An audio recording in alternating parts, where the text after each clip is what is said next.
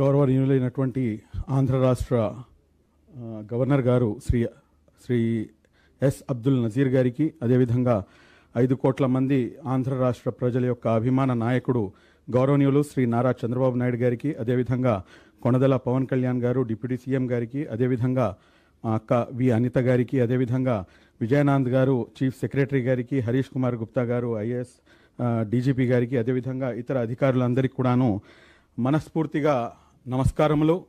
అదేవిధంగా good evening to all of you and సత్ శ్రీ అకాల్ అండ్ ఆల్సో నమో బుద్ధాయ and last but not least అస్సలాము అలైకుం వరహమతుల్లాహి వబర్కాతు.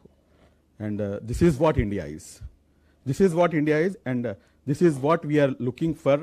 అండ్ డెఫినెట్గా ఏదైతే జరిగినటువంటి సంఘటన ఏదైతే ఉందో, అందరికన్నా ముందు ఆ సంఘటనలో మృత్యువాత చెందినటువంటి అమాయక ప్రాణాలు 26 మందిని ఏ రకంగా అయితే అభం శుభం తెలియనటువంటి వారిని ఏ రకంగా అయితే వారు మతం పేరు అడిగి మరి వాళ్ళని చంపినటువంటి ఏదైతే అంశం ఉందో అది అందరికన్నా పెద్ద బాధాకరమైనటువంటి అంశం. ఈ అంశంపై దాదాపు గత 14 రోజుల నుంచి 15 రోజుల నుంచి ఎప్పటి నుంచి అయితే ఈ అంశం జరిగిందో అప్పటి నుంచి కంటిన్యూస్గా ఈ అంశంపై ఆలోచిస్తూ అనేకమైనటువంటి విషయాలు నా దృష్టికి ఆలోచనలో నాకు అనేక విషయాలు తెలియచేయడం జరిగింది. అదేమిటంటే వీరు ఏదైతే చేస్తున్నారో ఇది భారతదేశంలో ఉన్నటువంటి ఏదైతే కమ్యూనల్ హార్మనీ ఉందో, నేషనల్ ఇంటిగ్రిటీ ఏదైతే ఉందో దీన్ని డిస్టర్బ్ చేయడానికే ఏదైతే మా పొరుగు దేశం ఉన్నటువంటి ఈ దేశం చేస్తున్నటువంటి కుట్ర అన్న సంగతి.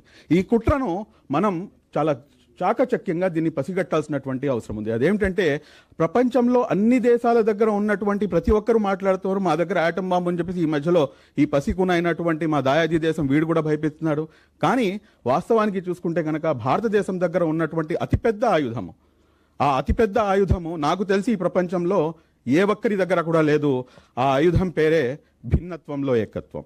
ఆ భిన్నత్వంలో ఏకత్వం ఇదే ఈ దేశ ప్రగతికి రాష్ట్ర ప్రగతికి మూల మంత్రం అన్న సంగతి ప్రతి ఒక్కరికి కూడాను అర్థం చాటి చెప్పాల్సినటువంటి అవసరం ఉంది. ఈ రోజున భారతదేశం మొత్తం ప్రపంచానికి ఆ విషయాన్ని చాటి చెప్పింది. ఈ భిన్నత్వంలో ఏకత్వం ఏదైతే ఇక్కడ కూర్చున్న తర్వాత మనం చూస్తే కనుక ఒక గార్డెన్లో ఒకే రకమైనటువంటి పూలు ఉంటే కనుక దాని వైపు ఎవరు కూడాను తిరిగి చూడరు. కానీ ఈ రోజున really we are very much proud of Indians, and especially I say one thing that I am very much proud of Indian Muslim. Why? Because ఇది ప్రపంచంలో మొత్తం 55 దేశాలు ఉన్నాయండి ముస్లింలకి. కానీ ఆ 55 దేశాల్లో ఉన్నటువంటి సెక్యూరిటీ స్వేచ్ఛావాయువు ఎక్కడా లేదు. ఇక్కడ ఉన్నటువంటి స్వేచ్ఛావాయువు మరొక దేశంలో నాకు దొరకడం లేదు. ఇక్కడ ఉన్నటువంటి ప్రతి ముస్లిం కూడాను దాన్ని మనస్ఫూర్తిగా యాక్సెప్ట్ చేస్తున్నటువంటి పరిస్థితి. కాబట్టి ఏదైతే ఇటువంటి పరిస్థితుల్లో ఉన్నటువంటి ఈ సందర్భంలో ఏదైతే వీళ్ళు చేస్తున్నటువంటి కుట్రలు ఒకటి కూడాను ఒక్క నిమిషంలో దాన్ని ఇంకా కూడాను పటాపంచలు చేస్తారు. ఎందుకంటే వాళ్ళ యొక్క ఏదైతే ఒక కుట్ర ఉందో ఆ కుట్ర ఏమిటంటే ఇక్కడ ఉన్నటువంటి భిన్నత్వాన్ని చెడగొట్టడం.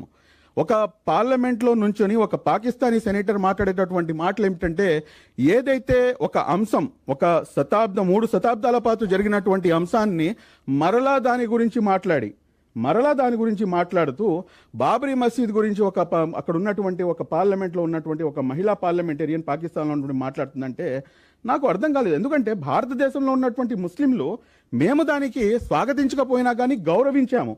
ఎందుకంటే ఈ దేశం యొక్క గొప్పతనం అందరికన్నా అత్యున్నతమైనటువంటి ఏదైతే ఈ దేశం యొక్క న్యాయ వ్యవస్థ ఉందో ఆ న్యాయ వ్యవస్థ ఇచ్చినటువంటి ఆ జడ్జిమెంట్ని మేము స్వాగతించలేకపోయినా కానీ దాన్ని గౌరవించి తీరాము.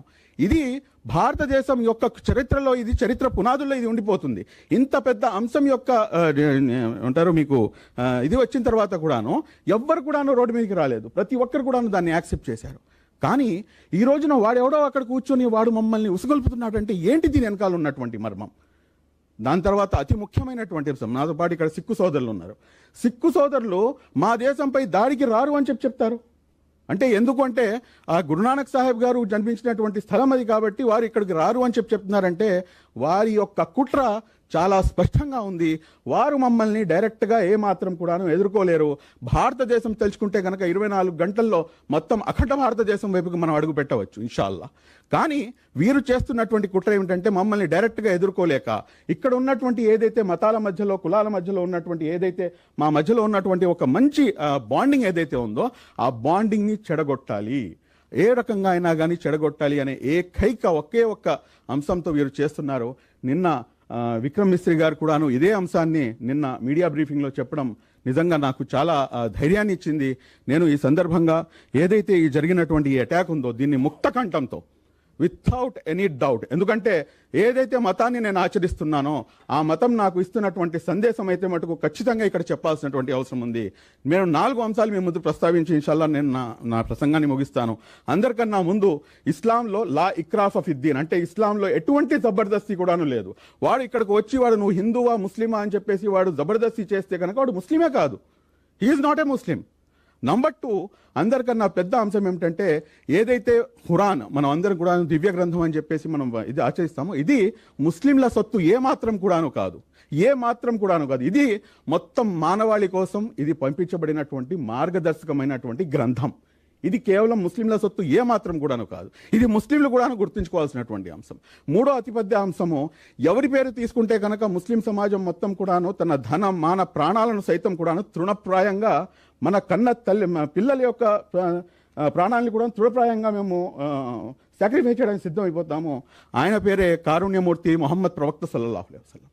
ఆయన కేవలం ముస్లింల కోసం పంపించబడలేదు, ఆయన మొత్తం ప్రపంచ శాంతి కోసం ఆయన పంపించబడ్డాడు. Last but not least 4th, ఏదైతే ఖురాన్ యొక్క 5వ అధ్యాయము 32వ చాప్టర్ సూరే అల్మైదా అంటారండి.